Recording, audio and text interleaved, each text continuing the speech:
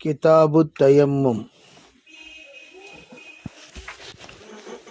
تیمم کے سلسلے میں یہ بیان ہے۔ اللہ تعالیٰ نے جتنے اصل بنائے ہیں ان اصل پر معذور ہونے پہ اس کا بدل بھی بنایا ہے۔ اگر اصل ہے تو اصل کا بدل بھی ہے۔ تو اصل کیا ہے؟ اصل پانی ہے جس کے ذریعے سے طہارت حاصل کرنے کا حکم ہے۔ نماز کے لیے جب کھڑے ہوں تو اللہ تعالیٰ کا حکم ہے فَغْسِلُوا وُجُوهَكُمْ۔ اگر کسی بندے کو کسی وجہ سے اصل نہ ملے، یعنی پانی نصیب نہ ہو، تو ایسے موقع پر وہ بندہ کیا کرے گا؟ بدل کی طرف متوجہ ہوگا۔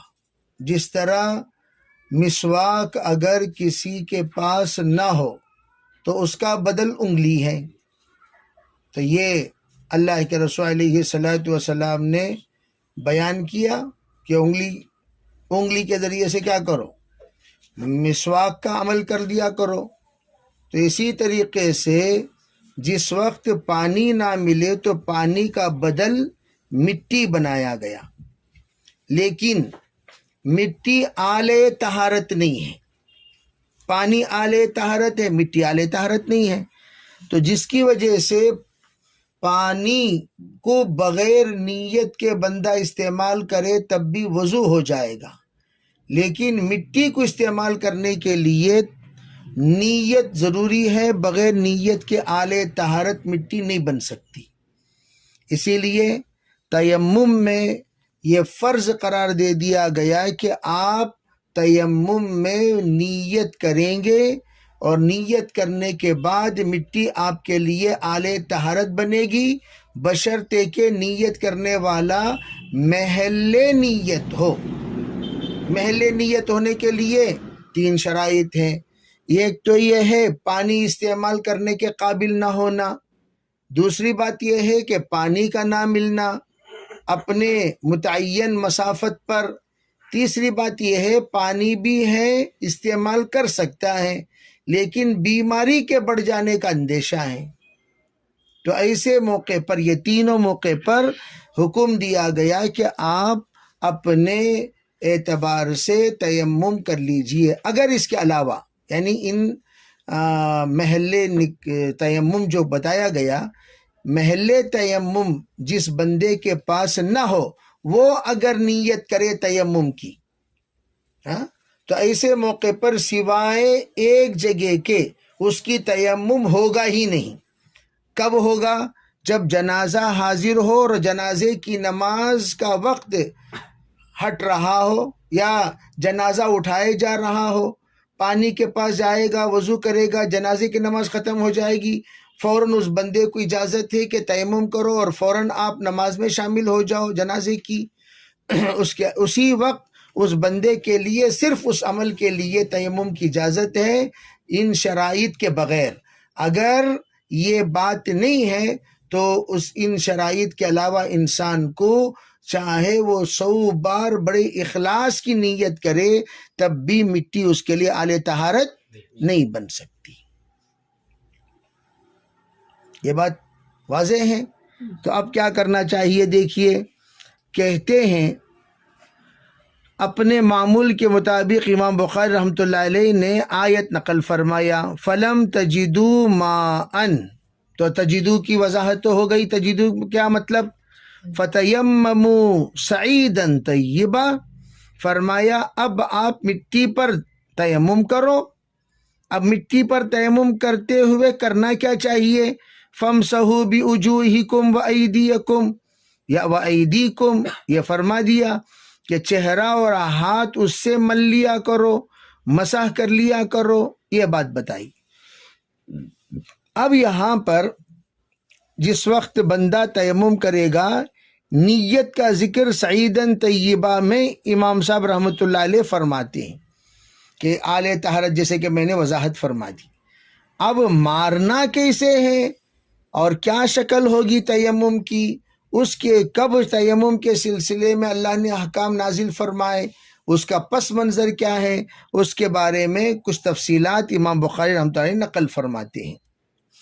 آپ دیکھیے، روایت سنیے، فرمایا حضرت عائشہ رضی اللہ تعالی عنہا زوج نبی صلی اللہ علیہ وسلم کہتی ہیں، ہم ایک مرتبہ حضور کے ساتھ سفر میں نکلے، بعض اسفار میں، وہ اسفار کیا تھا، غزوہ بنو المستلق کا یا غزوہ مریسیع جس کو کہا جاتا ہے، وہ غزوہ تھا جس میں قصہ افک پیش آیا، جس میں سورہ نور کی آیتیں حضرت عائشہ کی پاک دامنی پر نازل ہوئی، وہ واقعے کا جو پس منظر ہے وہ اسی سفر میں پیش آیا۔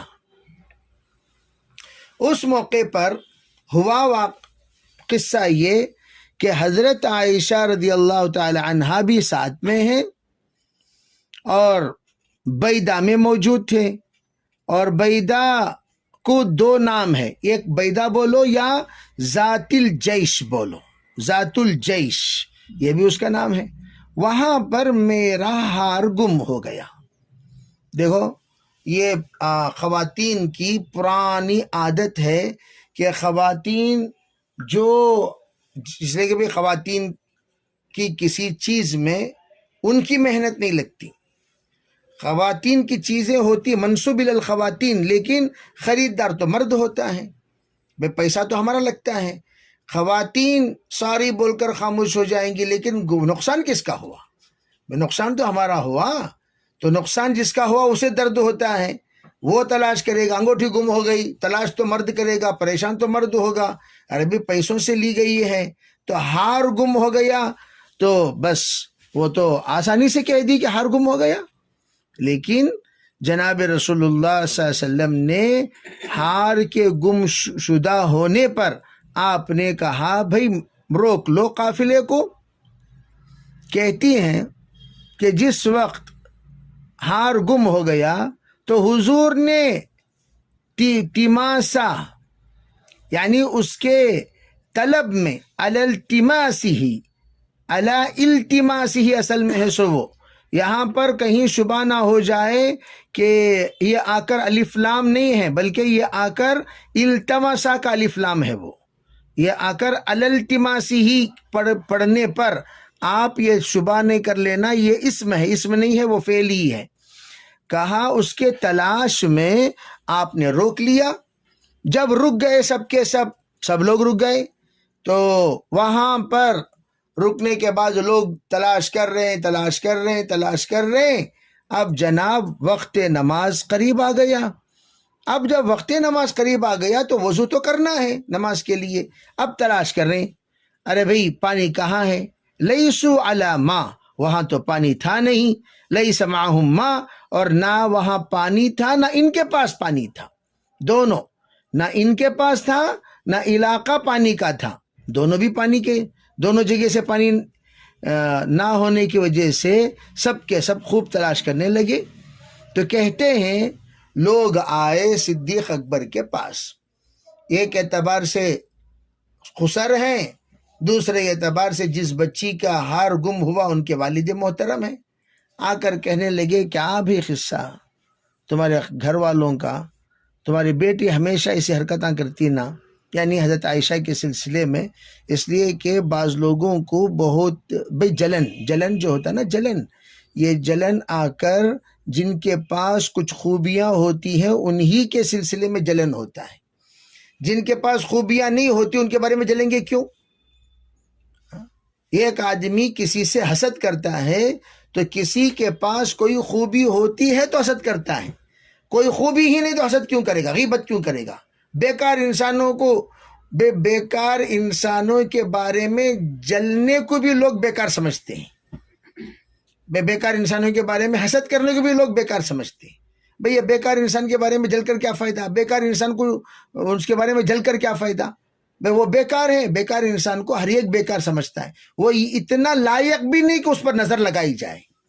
بھئی کسی کو نظر لگائیں تو پوچھے کہ بھئی کس پر نظر لگی، وہ دیکھے تو انہیں خود ایک نظر توڑ ہے۔ جب اس کو دیکھا گیا تو اس کی جو حیت ہے وہ خود نظر توڑ حیت ہے، یعنی کسی کے پاس وہ بیٹھ جائے تو نظر ٹوٹ جائے، ایسی حالت کا انسان ہے وہ۔ اب جناب کہہ رہے بھائی اس کو نظر لگے، اس کو نظر لگے گی، اس کو نظر لگتے ہوئے نظر یہ سوچے گی اس پر لگ کر میں کیوں اپنے آپ کو ضائع کروں، کیوں خواہ میں اپنی بے عزتی کروں، ارے وہ سوچے گی کہ نہیں سوچے گی۔ اب یہاں حضرت عائشہ اور ان کے والد محترم، ان کے بارے میں ان لوگوں کو بڑی جلن کہ بھئی اتنی قابل خاتون کو جنم دینے والا باپ واقعتاً باپ ہیں، تو جا کر کہنے لگے آپ ذرا اس کے سلسلے میں، تو کہنے لگے الا ترى ما صنعت عائشہ، ارے عائشہ نے کیا کیا آپ ذرا دیکھتے نہیں، جا کر پوچھئے جناب، پوچھئے۔ اقامت بھی رسول اللہ، وہ خود بھی حضور کے ساتھ رک گئیں اور لوگوں کو بھی روک دیا انہوں نے، جبکہ یہاں پر پانی ہی نہیں ہے، سب لوگ پریشان پڑ رہے ہیں، نماز کیسے ادا ہوگی، وغیرہ وغیرہ وغیرہ۔ ایک نہیں، دو نہیں، تین نہیں، جب مسلسل لوگ آنے لگے، صدیق اکبر رضی اللہ تعالی عنہ آئے اور آپ علیہ السلام اس وقت میں کہہ رہے ہیں، آپ نے کہا بھئی تلاش کرو، اور آپ علیہ السلام تھوڑی دیر آرام کر رہے تھے اور آپ میرے گود میں، آپ کا سر موجود تھا، آپ لیٹے ہوئے تھے، بلکہ آپ سو گئے۔ تو کہتے ہیں حضرت تشریف لائے، آ کر کہنے لگے حضور صلی اللہ علیہ وسلم کو تم نے روک لیا، لوگ بھی روک گئے اور ایسی جگہ پر رکے جہاں پر پانی بھی نہیں اور نہ لوگوں کے پاس پانی ہے۔ یہ کہہ کر ہلو کان میں آ کر حضرت صدیق اکبر بات کر رہے ہیں، حضور صلی اللہ علیہ وسلم کہیں جاگ نہ جائیں، کان میں آ کر بات بھی کر رہے ہیں۔ حضرت عائشہ فرماتی ہیں کہ حضرت صدیق اکبر مجھے ڈانٹتے ہوئے، دانت قتل دیکھو تو تجھے بعد میں دیکھ لے کیا کر رہی تو اس طریقے سے کچھ اشارہ کیے ہوں گے حضرت صدیق اکبر جو بچپن میں کیا کرتے تھے ڈانٹنے کے لیے حضرت عائشہ کو۔ کہتی ہیں ما شاء اللہ ان یقول، جو اللہ نے چاہا کہنا، سب کچھ صدیق اکبر نے کہا، میں وہ سب نقل نہیں کر سکتی۔ سرکار حضرت نے کیا کیا فرمایا، میرے والد محترم نے فرمایا، بات کرتے کرتے اپنے انگلی سے ایسا مٹھی بنا کر یطعننی بیدہ فی خاصرتی، یہاں آ کر یوں چمٹا لیا، انہوں نے یوں چمٹا لیا۔ تو بعد میں دیکھ لیتا ہوں تجھے کیا حرکتاں کر رہی، کیوں ہار ڈھنگ سے حفاظت رکھنے نہیں ہوتا۔ یہ کہنے کا مطلب یہ تھا کہ ہار کی حفاظت کرنا کوئی مشکل بات تھی، بھئی حفاظت رکھتی تو یہ کیا حرکتیں کر رہی ہے ایسا، اور میں جناب ہل بھی نہیں سکتی۔ یہاں اگر گجگلیاں ہوتی کہ نہیں ہوتی، جس وقت یہاں پر چوٹ کسی کو چوٹ مارے تو گجگلی تو ہوتی ہے، اور گرفتاری میری یہ کہ سرکار دو عالم میرے گود میں لیٹے ہوئے ہیں، آپ کا سر موجود ہے، سر مبارک، یمنعنی من التحرک، میں حرکت کرنے سے بھی آپ کا سر مبارک مجھے روک رہا ہے، میں ہل بھی نہیں سکتی، یوں برداشت کر لے کر خاموش بیٹھی ہوئی ہوں۔ آپ علیہ السلام جس وقت بیدار ہوئے تو دیکھا کہ پانی نہیں ہے۔ آپ نے پوچھا کیا ہوا بھئی، نماز کا ٹائم ہو گیا، کیا ہوا؟ حضور پانی نہیں ہے، پانی نہیں ہے۔ دیکھو سب لوگ پریشان ہو رہے ہیں، لیکن حضور تھوڑی دیر پریشان ہوئے، حضرت جبریل تشریف لائے۔ یہ ہے اکثر ہمارے اسلاف ہی کہتے ہیں، مسلمانوں کی ایذا رسانی پر اللہ تعالیٰ کی رحمت جوش میں نہیں آتی، اولیاء کے ایذا رسانی پر جوش میں آتی ہے۔ جو بے نمازی ہوتے ہیں، بے شرم ہوتے ہیں، بے حیا ہوتے ہیں، بے غیرت ہوتے ہیں، وہ کٹ جائے، مر جائے، پٹ جائے، لٹ جائے، اللہ کو کچھ لینا دینا نہیں ہے، اس لیے کہ اللہ سزا ہی دینا چاہتا ہے۔ لیکن اللہ کو لینا دینا اس وقت ہوگا جب اللہ والوں کو تکلیف ہو، من آذی لی ولیا فقد آذنتہ بالحرب۔ تو یہاں پر سب کو پریشان، لیکن سب کی پریشانی پر حضرت جبریل کی آمد نہیں ہوگی۔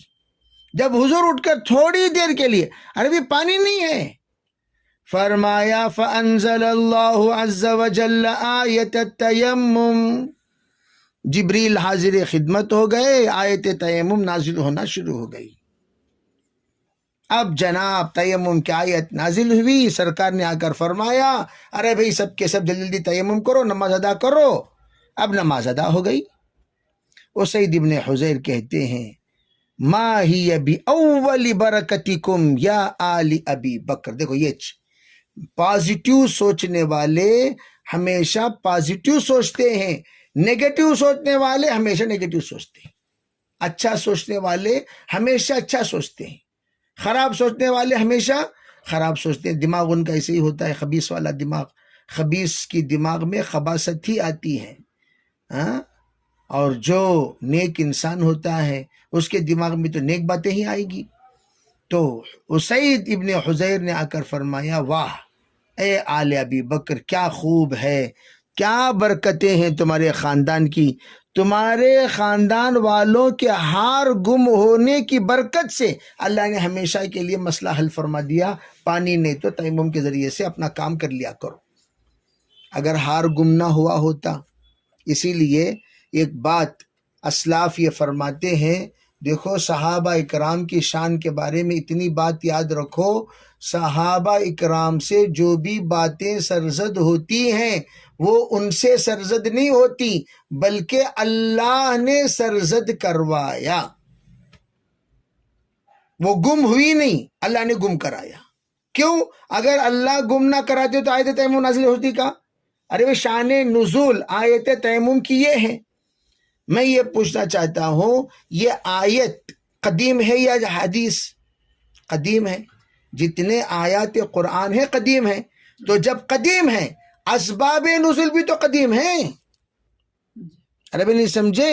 جب اسباب نزول قدیم ہے تو ایسے موقع پر جو واقعہ پیش آیا یہی ہے اسباب نزول، سبب نزول، شان نزول۔ تو لا محالہ یہ بھی واقعہ پیش آنا من جانب اللہ پہلے ہی طے ہے کہ اس طرح کا واقعہ پیش آئے گا اور یہ آیت نازل ہوگی۔ تو اس لیے واقعات پر ہم کبھی اعتراض نہ کریں۔ کوئی بھی صحابہ اکرام، اس لیے کہتے ہیں جہاں پر صحابہ مکہ اور مدینہ ارض القرآن ہے وہاں صحابہ رجال القرآن ہے۔ صحابہ کون ہے؟ کیا رجال القرآن؟ یعنی وہ سبب نزول قرآن ہے۔ صحابہ اکرام سبب نزول قرآن ہیں۔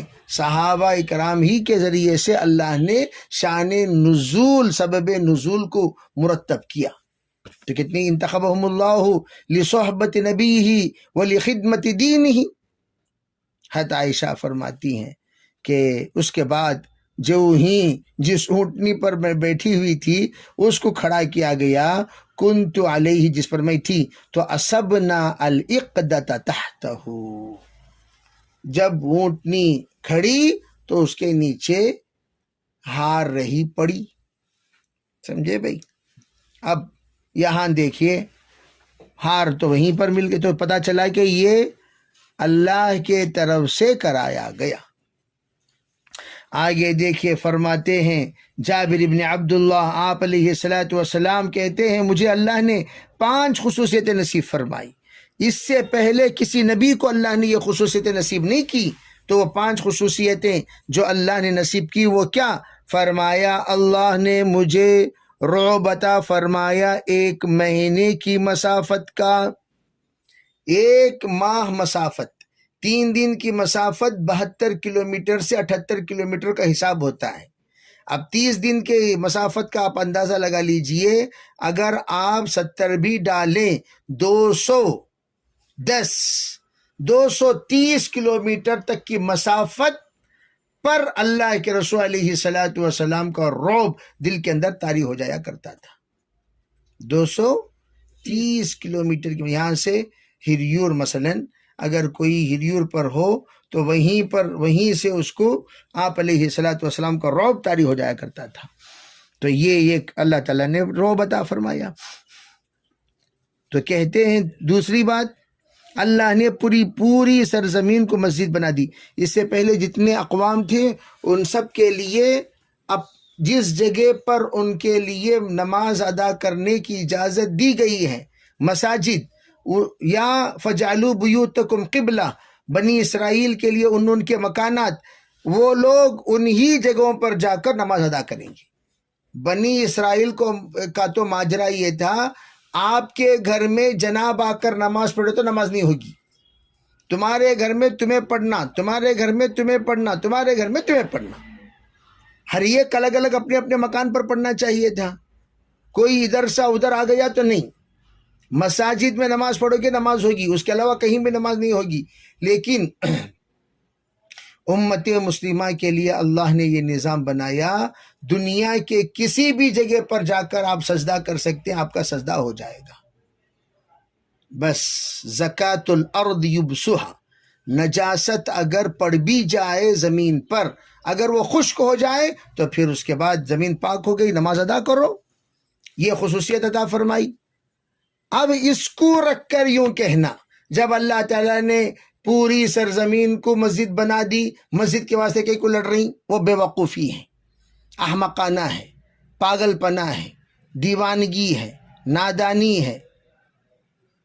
اس کو ہم کہیں گے دور اندیشی نہ ہونے کی علامت۔ کیوں؟ دیکھو بھئی، ایک ہے پوری جگہ، یہ پوری جگہ جتنے بھی ہے وہ جگہ تو جنرل جگہ ہے، یہ آ کر مستقل نماز پڑھنے کی جگہ نہیں۔ اللہ تعالیٰ مجھے ہر جگہ پر نماز پڑھنے کی اجازت دی ہے، جعلت لی الارض کلہا، تو ہر نماز روڈ پر پڑھتی ہیں کیا؟ ہر نماز تھوڑی پڑھیں گے۔ اگر بالفرض مسجد بھر گئی، روڈ پر آنے کا موقع آ گیا، پڑھ لو، نماز ہو جائے گی۔ سفر پہ ہیں، فٹ پاتھ پہ نماز پڑھ لو، نماز ہو جائے گی۔ بس اسٹینڈ میں نماز پڑھو، نماز ہو جائے گی۔ اسٹیشن میں نماز پڑھو، نماز ہو جائے گی۔ ایئرپورٹ میں نماز پڑھو، نماز ہو جائے گی۔ ارے بات سمجھ، فلائٹ میں ہیں، نماز پڑھو، نماز ہو جائے گی۔ اس کا مطلب کیا ہوا؟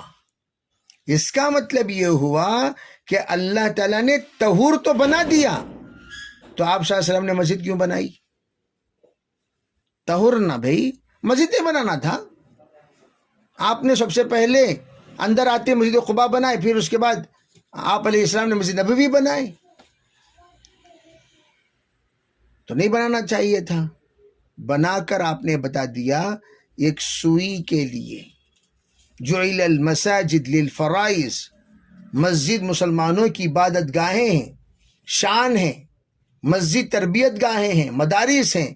مسجد کیا ہے؟ مسجد مسلمانوں کی آن اور بان ہے، اور مسجد تمام ایمان والوں کی پناہ گاہ ہے۔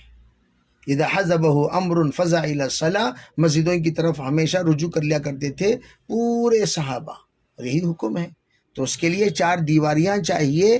اب یہ 4 دیواری ہماری ہے یا نہیں ہے؟ بس یہاں ملکیت کی لڑائی ہے، مسجد کی لڑائی نہیں۔ تو یہ سابق مسلم پرسنل لاء کا رکن نے کیا کہہ دیا؟ جعل المساجد، یہ یعنی جعلت لی الارض کلھا مسجدا، جعلت لی الارض مسجدا۔ گویا ان اکیلے وسیلے کہتے ہیں حدیث پڑھنا کمال نہیں ہے، حدیث کو صحیح سمجھنا کمال ہے۔ اس سے استدلال کیا۔ اسی لیے علماء کہتے ہیں عربی دانی حدیث فہمی اور قرآن فہمی کے لیے کافی نہیں ہے۔ اگر عربی دانی کافی ہوتی، ابو جہل سب سے بڑا عالم ہوتا۔ حضرت تھانوی نے لکھا ہے، لفاظی کا نام، عربی دانی کا نام، عربی کے چند الفاظ کے سمجھ جانے کا نام، پڑھ لینے کا نام، اگر عرب ہے تو ہم سے بڑا، اگر علم ہے تو ہم سے بڑا عالم تو ابو جہل ہے۔ ویسے تو ابو الحکم انتہائی افصح اللسان تھا ابو جہل، اس کا اصل نام تو ابو الحکم ہے نا، ابو جہل تھوڑی اس کا نام ہے، ابو الحکم ہے اس کا نام۔ تو انتہائی فصیح اللسان، بلیغ الکلام۔ اب دیکھیے اس کو آگے کیا کہا، طہور۔ طہور کا جو لفظ ہے یہ ہے ہمارا محل شاہد، یعنی جہاں چاہے تم نماز پڑھ سکتے ہو، جس زمین کے حصے میں چاہے تیمم کے ذریعے سے پاکی حاصل کر سکتے ہو۔ جہاں بھی نماز کا وقت آ گیا، پانی نہیں ہے، پریشان ہونے کی ضرورت نہیں ہے، فوراً آپ تیمم کیجئے، اللہ اکبر باندھ کر نماز پڑھنا شروع کیجئے۔ فرمایا فَأَيُّمَا رَجُلٍ مِّنْ أُمَّتِي أَدْرَكَتْهُ الصَّلَاةُ، میری امت میں کوئی بھی انسان کو نماز کا وقت آ جائے، فَلْيُصَلِّ، فوراً نماز پڑھ لیا کرے۔ دیکھو یہ ہے اصل مقصد۔ تو پتہ ہے الحضور نے یہ بتا دیا مسجدوں و طہورا کا مطلب کیا ہے، جو میں نے وضاحت سے بتائی۔ مسجدوں و طہورا کا مطلب یہ نہیں کہ مسجد مت بناؤ، پوری زندگی تیمم کرتے ہوئے پھرو، ایسا نہیں۔ مسجدوں و طہورا کا مطلب کیا، جہاں بھی ملے وہاں پر یہ کام کر لیا کرو۔ پھر آگے میری امت کے لیے غنیمت کا مال ہے، اس لیے کہ اس سے پہلے جتنے امتیں ہوتی تھی اس کے غنیمت کے مال کو لے جا کر چٹان پر رکھ دینا تھا، آگ آئے گی جلائے گی چلی جائے گی، کوئی اور اجازت نہیں تھی استعمال کرنے کی، اس لیے کہ وہ تو مال غنیمت ہے، من جانب اللہ عطا کردہ دولت ہے۔ لیکن اس مال کو امت مسلمہ استعمال کرنے کی اجازت ہے۔ امت مسلمہ اگر استعمال کرنا چاہے تو اسے استعمال کر سکتی ہے، کوئی حرج نہیں ہے۔ اب یہاں پر اور ایک بات سمجھو، یہاں مغانم کے ذریعے سے یہ بات بتا دی گئی کہ اس سے پہلے جتنی امتوں کو مغانم ہوا کرتے تھے وہ استعمال کرنے کی اجازت، لیکن اس امت کی اجازت ہے، لیکن 5واں حصہ خمس اللہ کے نام پر دے دینا چاہیے۔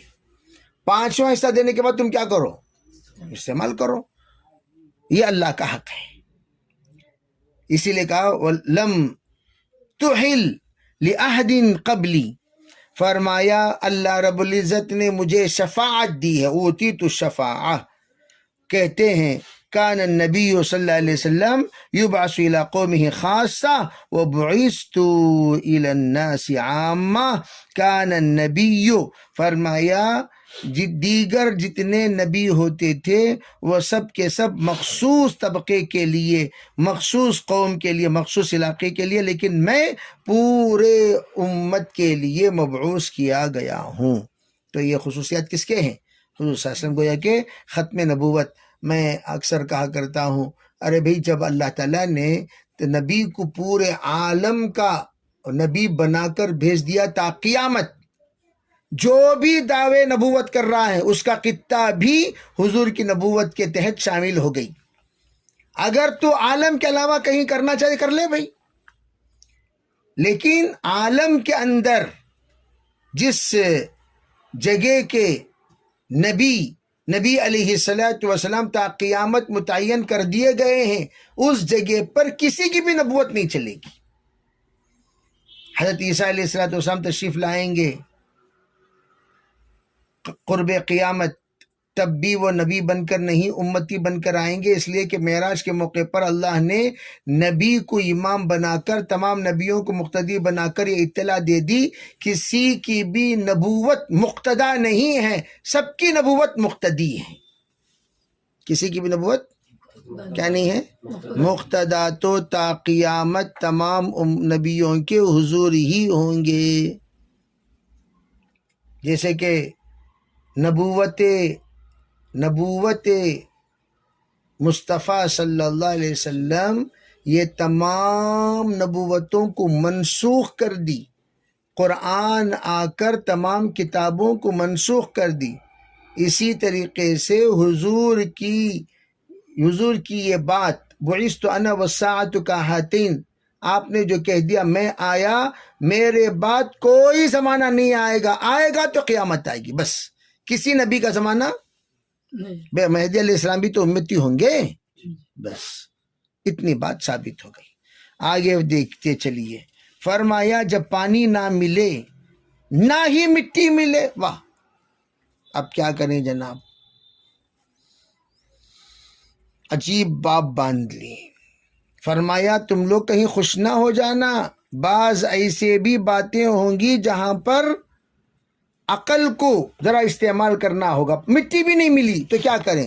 فرماتی ہیں عائشہ رضی اللہ تعالی عنہ انہا استعارت من اسماء قلادہ، اب پتہ چلا حضرت عائشہ اس ہار کے بارے میں فکر مند کیوں تھیں۔ حضرت عائشہ کہتی ہیں دیکھو بھئی وہ ہار میرا بھی نہیں تھا، حقیقت میں یہ ہے کہ میری بہن اسما سے میں نے کہا اسما ذرا ہار دیو، ذرا جا کو آتا ہوں، حضور کے ساتھ تھے تو انہوں نے ہار دیا تو وہ ہار لے کر میں گئی. اب واپس جاتی پہلے کون پوچھے گی؟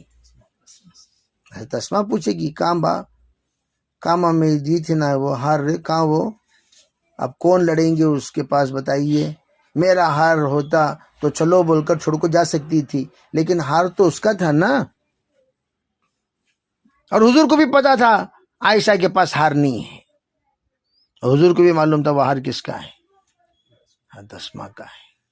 فرمایا فبعث رسول اللہ صلی اللہ علیہ وسلم رجلا فوجدها، بھیجے اور وہ ہار ان کو مل گیا تو فوراً مل گیا. کیا پچھلی تفصیل سے روایت گزری نا، کب ملی کب ملا بول کر. فادرکتہ الصلاۃ، نماز کا وقت آ گیا، ان کے پاس پانی نہیں تھا، سب کے سب نماز پڑھے بغیر وضو کے. سبوں نے آ کر حضور کے پاس خدمت میں عرض کیا شکایت کرتے ہوئے، حضور بغیر وضو کے نماز ہوتی کیا؟ حضور کہاں سے ہوتی جی، بغیر وضو کے نماز کہاں سے ہوتی؟ تو اللہ تعالیٰ نے آیت تیمم نازل کیا، تیمم کر کے تم نماز ادا کرو. تو پتہ چلا جلدی میں یا اللہ معاف کر لو بغیر وضو کے نماز پڑھ رہی، اللہ اکبر بول کر نماز قضا نہ ہو جائے، اس لیے سبوں نے نماز بغیر وضو کے ہی پڑھ لی. پھر آ کر دوبارہ یہ بات یہاں پر کچھ اضافہ کیا امام بخاری نے اس روایت کے ذریعے سے. فرمایا اسید ابن حضیر نے جزاک اللہ خیرا فواللہ ما نزل بک امر تکرہین، کوئی بھی بات تم پر نازل ہو، کوئی بھی واقعہ پیش آتا ہے جو ناپسندیدہ ہوتا ہے، الا یہ کہ پروردگار اس میں جعل اللہ ذالک لکی وللمسلمین فیہ خیرا، پروردگار اس میں تمہارے لیے بھی پورے مسلمانوں کے لیے عائشہ خیر رکھ دیتا ہے. تو پتہ ہے چلا تمہارا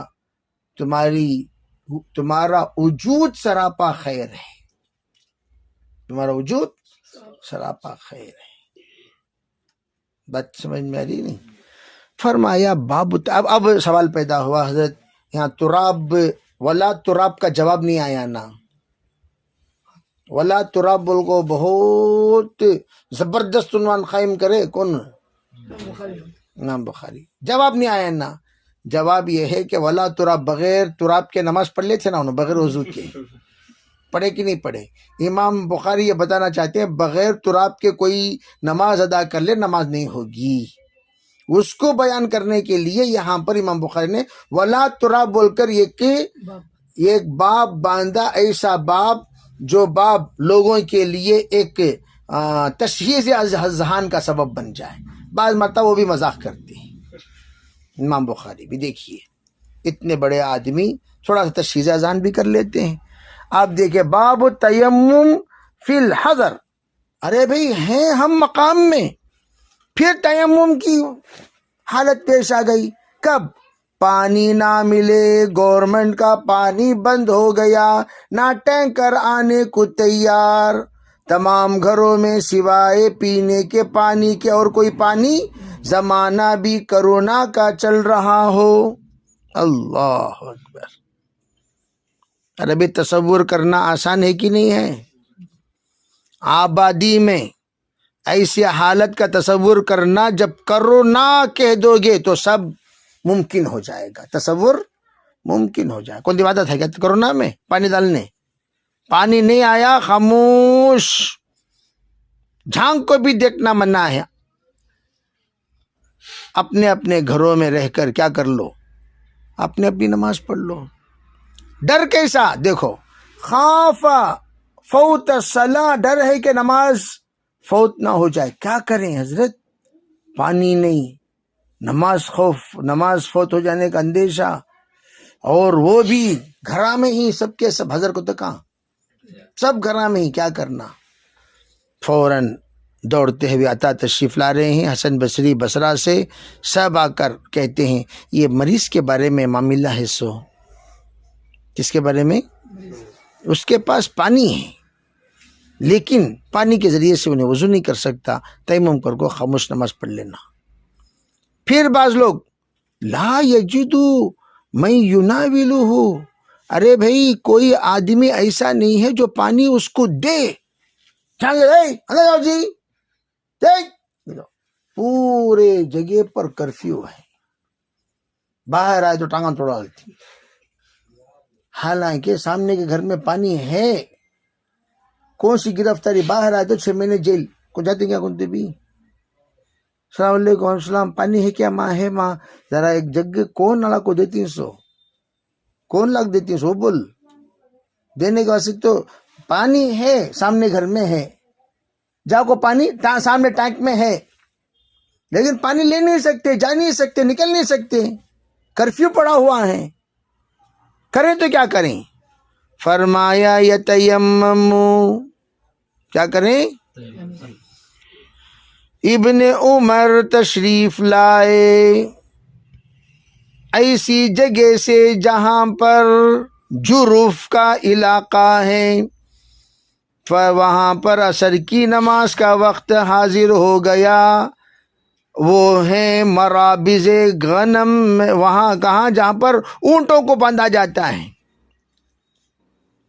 وہاں پر حضرت موجود ہیں۔ دیکھیں عصر کا وقت ختم ہونے کے قریب آ رہا، اونٹوں کی جگہ ہے، نہ یہاں جا سکتی نہ وہاں جا سکتی، کیا کر سکتی؟ اونٹوں کی جگہ حضرت نماز ادا کر لیے، نہ کیسے رکھ لے کو، کیا کرے حضرت؟ پھر مدینہ منورہ تشریف لائے، اس وقت میں اب نماز کا وقت ابھی بھی موجود تھا، تو حضرت نماز کا اعادہ نہیں کرے، سائیڈ میں باساں تو آلے کو تھے لیکن نماز کی جگہ پاک تھی، ان کے بازو خوشبو آتی، کیا آتی؟ اگر بکرا رہا تو پوری گلی پناہ مانگتی رہتی، ارے ہوتا کہ نہیں ہوتا؟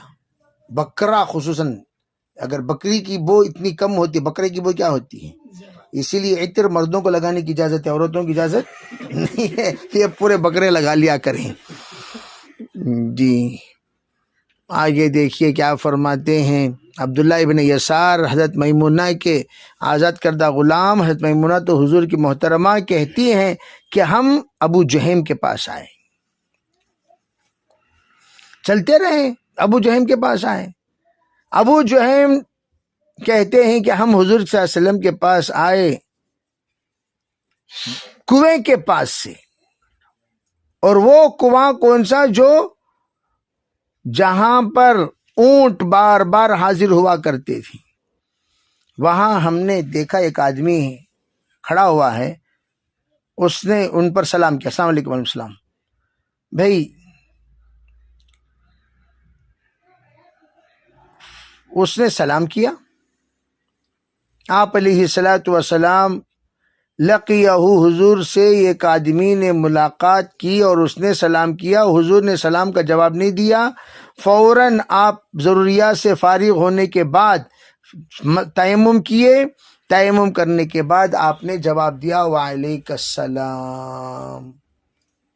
یہ روایت حضور صلی اللہ علیہ وسلم کی خصوصیت ہے، حضور اللہ کا نام بغیر پاکی کے نہیں حاصل نہیں لیا کرتے، تو اس لیے آپ علیہ الصلوۃ والسلام نے اللہ کا نام لیا تیمم کرنے کے بعد، حالانکہ ہو سکتا ہے وہاں پر وضو کے اعتبار سے کوئی نظام نہ ہو، اس لیے آپ نے ایمرجنسی کیا کر لیا؟ تیمم کر لیا۔ تو اس بات سے اس بات کا استدلال نہیں کر سکتے کہ کوئی بھی سلام کرے تو اس سلام کا جواب دینے کے لیے آپ کو تیمم کرنے کی اجازت ہے، نہیں، آپ نے سلام کے لیے تیمم نہیں کیا، آپ نے طہارت کے لیے تیمم کیا، اور بغیر طہارت کے اللہ کا نام لینے کا آپ کی عادت نہیں ہے، اس لیے یہ اعلیٰ درجے کا ادب ہے۔ یہ کس درجے کا ادب؟ اعلیٰ، انتہائی اعلیٰ درجے کا ادب۔ لوگ کہتے ہیں کہ آداب کا شریعت میں کوئی حصہ نہیں ہے، خصوصاً غیر مقلدین، ان کو یہ معلوم ہونا چاہیے آداب کا اگر حصہ نہ ہوتا، سرکار اللہ کا نام بغیر وضو کے بھی لے سکتے نہیں لے سکتے تھے، لیکن آپ نے وضو کے ساتھ لے کر یہ بتا دیا نہیں بھائی نہیں لینا چاہیے۔ یہ روایت یہاں نقل کیے۔ اب تعلق کیا ہے؟ روایت ایک ہی ہے، باب دیکھیے، التیمم فی الحضر، یہ بتانا چاہتے ہیں آبادی میں حضور ہیں، تیمم آپ نے کیا. اور دوسری بات، تیمم کیوں کیا؟ امام بخاری نے اس کی وضاحت باب میں فرما دی، اذا لم یجد الماء، قریب میں پانی بھی نہیں تھا جہاں پر حضور تھے، اور آپ نے تیمم کرنے کے بعد سلام کیا، اور آپ یہاں پر خاف فوت الصلاح کا جملہ لا رہے ہیں، تو اسے کیا تعلق؟ حالانکہ یہاں نماز کا وقت تو نہیں تھا. فرمایا بھائی آپ علیہ الصلاۃ والسلام جو تیمم کیے اس کے بعد کوئی نماز کا وقت بھی تھا، ارجنٹ نہیں تھا، وقت تھا، لیکن مدینہ منورہ میں پانی کی قلت کی سب سے بڑی دلیل یہ ہے کہ آپ جس وقت مسجد قباء تشریف لے گئے وہاں کے لوگوں کی آپ نے تعریف فرمائی. کیا بات ہے؟ فیہ رجال یحبون ان یتطہروا والی آیت نازل ہوئی تم لوگوں کے بارے میں. کیا بات ہے بھائی؟ کہنے لگے حضور ہم جب ڈیلے سے استنجا کرتے ہیں پیچھے ایک ڈھکن پانی بھی ڈال لیا کرتے ہیں. کیا کرتے ہیں؟ ابھی کیا ڈال لیا کرتے ہیں؟ ایک ڈھکن پانی.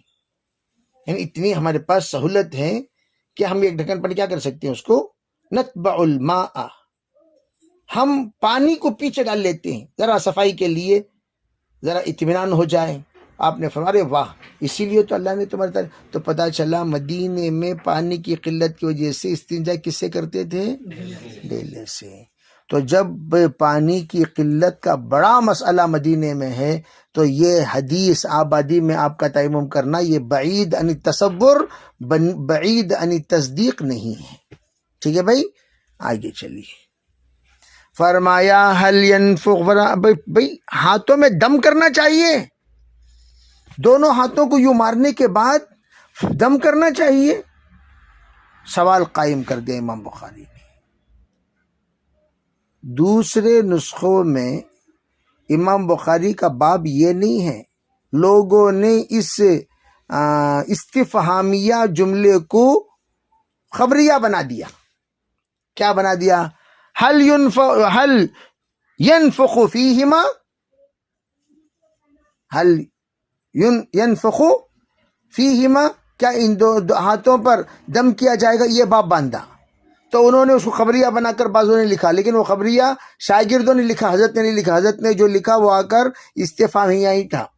بعض جگہوں پر ایسا طویل باب باندھا، بعض لوگوں پر مختصر باب باندھا. اب جواب کیا دے رہے ہیں سنیے. جواب یہاں دے رہے ہیں انی اجنبتو. یہ عجیب واقعہ ہے کہ واقعہ سے ایک دوسرا شان نزول ثابت ہو رہا ہے. دیکھیے وضو کے بارے میں تو شان نزول نازل ہو گیا، غسل کے بارے میں شان نزول نہیں. اب غسل کا شان نزول ہے. یہ شان نزول کس کا ہے؟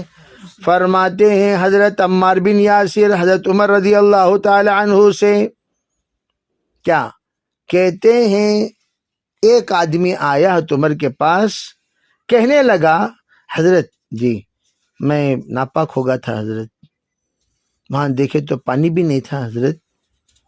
حضرت عمار نے حضرت عمر سے فرمایا اما تذکرو، عمر جی ذرا وہ قصہ یاد کرو عمر. کون سا؟ وہ ہم دونوں کا. کون سا جی؟ وہ انا کننا فی سفرین، ہم دونوں ایک مرتبہ سفر میں تھے، انا و انتا، ہم دونوں، فجنبنا، دونوں کو جنابت کا غسل واجب ہو گیا. یاد ہے؟ شرمندہ ہو رہے ہیں لیٹ، وہ سب پبلک کے سامنے بولنے کا قصہ کیا جی؟ نہیں بھئی قصہ سنو. کیا؟ فاما انت فلم تصلی، تمہیں نمازش نہیں پڑھے، یاد ہے؟ واما انا، میں کیا کیا؟ گدھے کی طرح پورے بدن کو مٹی لگایا. فتمعکت، لو الٹ پلٹ کرنا، مٹی میں یوں الٹ پلٹ کیا جیسے جانور کرتے ہیں، پھر میں نے نماز ادا کر لی. ہم دونوں حضور کے پاس پہنچ کر کہنے لگے حضور ایسا حرکت کیا، حضور میں ایسا کیا.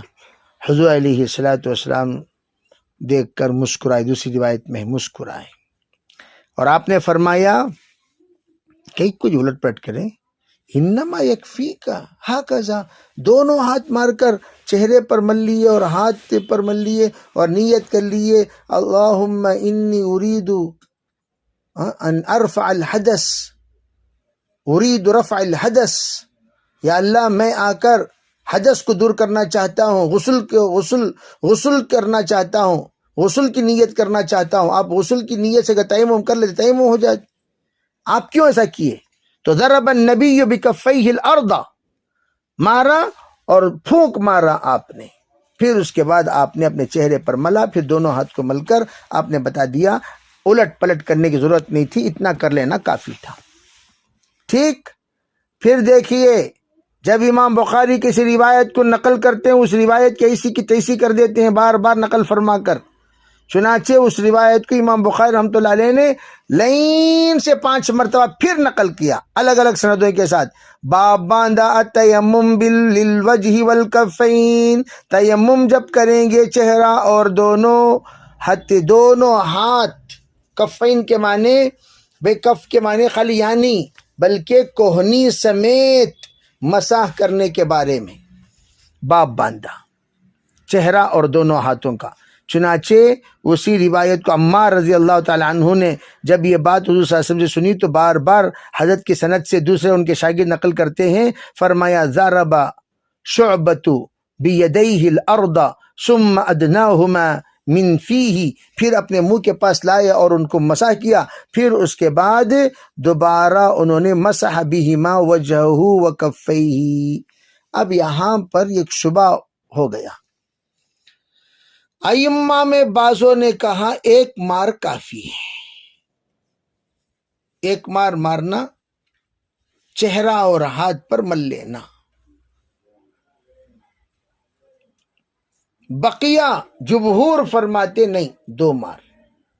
التیمم ضربتان، التیمم ضربتان، دیکھو وہاں پر اوپر بھی جو گزرا آپ صلی اللہ علیہ وسلم نے 2 مرتبہ مارا، لیکن مسح بہما وجہہ وکفیہ سے شبہ ہو گیا، ہو سکتا ہے ایک مار مار کر چہرہ اور ہاتھ مل لیے ہوں، حالانکہ ایک مار نہیں بلکہ 2 مار حضور صلی اللہ علیہ وسلم نے دوسری جگہ پر اس کی وضاحت فرما دی۔ ٹھیک ہے بھائی، دوسری روایت بھی حضرت ابو ذر کی، یہ باپ میں پھونکنا کر پہنا ضروری جی نہیں، اصل میں پھونکنا اس وقت ہے، دیکھو دو چیزیں ہیں، اگر کنکر بڑے ہوں تو آپ پھونک مار لیا کریں، اس لیے کہ مکی اور مدنی مٹی جو ہوتی ہے انتہائی غبار آلود ہوتی ہے، آپ جب ماریں گے تو خالی آپ کا مار آپ کے نیچے کے حصے میں ہی نہیں اوپر بھی بھر جائے گا مارتے ہی، اور وہ جو مار ہوگا، مارنے کے بعد جو نتیجہ ہوگا وہ کیا ہوگا؟ ارے بھی وہ کنکر ونکر سب ساتھ میں مل کر آ جاتے ہیں، خالی بالو کا علاقہ تو نہیں ہے، اور وہاں کی زمین میں چھوٹے چھوٹے کنکر کا ہونا لازمی ہے، وہاں کی زمین ایسی بالو والی زمین نہیں ہے، تو اس لیے یہاں پر پھونک مارنے کو کہا گیا۔ اس لیے جہاں پر نارمل مٹی ہے فقہا نے دونوں ہاتھوں کس طریقے سے مارنے کے بارے میں جو کہا وہ اسی لیے آپ دم کریں گے تو پھر وہ ہے سو دھل بھی اڑ جائے گا، وہاں دم 3 بار کر دے اڑتا نہیں ہونے، ویسا ہے معاملہ، تو اس لیے مٹی کے اعتبار سے فرق ہونے کی وجہ سے وہاں پر کہہ دیا گیا، ورنہ چہرہ پورا آپ کا پہچاننے کے قابل نہیں رہے گا، ایسا بن جائے گا۔ حضرت عمار فرماتے ہیں ہم لوگ ایک سریے میں تھے، دونوں جنوبی ہو گئے، تو یہاں بھی لفظ استعمال کیا کہ نفخ فیہما کی جگہ تفل فیہما۔ اگلی روایت بھی یہی ہے کہ یکفیک الوجہ والکفین، آپ نے یہ فرمایا۔ اگلا باب عمار فرماتے ہیں اسی روایت کو نقل کرتے ہوئے، اگلی روایت بھی ضرب النبی صلی اللہ علیہ وسلم اردا مسح وجہہ وکفیہ، یہاں بھی یہی روایت کو نقل کیا۔ بس مقصود امام بخاری کا بتانا یہ ہے، ایک مار مارنے کے بعد چہرہ اور کف میں مل لینا چاہیے، لیکن اس بات کی طرف جمہور توجہ دیے بغیر احناف کہتے ہیں 2 مار مارنا چاہیے. اس کے بارے میں بعد میں مستقل باب امام بخاری رحمۃ اللہ علیہ کے علاوہ دیگر تمام محدثین باندھتے ہیں، لیکن امام بخاری ضد پر ہیں. کس پر ہیں؟ التیمم ضربتن، آگے باب باندھ رہے ہیں. دیگر محدثین نے التیمم ضربتان یہ لفظ لا کر انہوں نے ہماری بات کو ثابت کیا. اگلا دیکھیے، فرماتے ہیں السعید الطیب وضوء المسلم. السعید الطیب وضوء المسلم یعنی پاک مٹی جو بھی ہوگی وہ مسلمان کے لیے پاکی کا وضو کا آلہ ہوگا. یکفیہ من الماء، پانی سے یہ مٹی کافی ہے. پانی سے مٹی یعنی پانی کے بدل میں یہ مٹی کافی ہے، یہ کہنا چاہتے ہیں.